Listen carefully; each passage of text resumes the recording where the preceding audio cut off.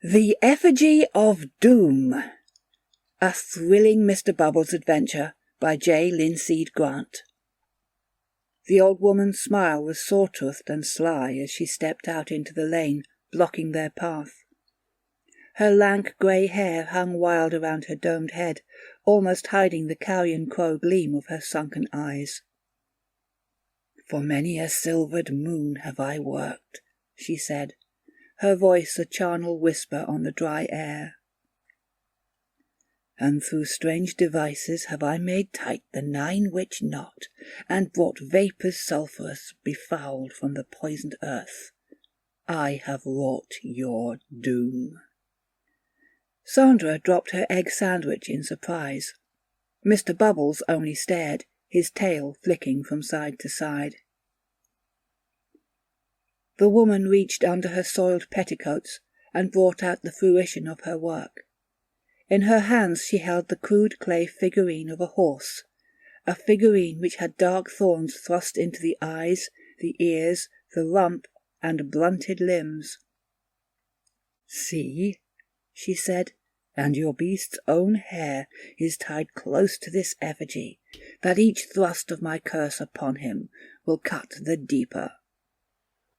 "My backside doesn't look like that," said Mr. Bubbles, stepping closer. The woman scowled. "It is but a mirror of the flesh for the purposes of—" "And you got the ears wrong." "Foolish animal! By my warped craft it does symbolize your—" "The front legs are far too short." Mr. Bubbles' nostrils flared. "Looks more like a donkey. Or a cow. You not done horses before?" Shuddering, the crone lowered her malign gaze. "I missed that class," she muttered.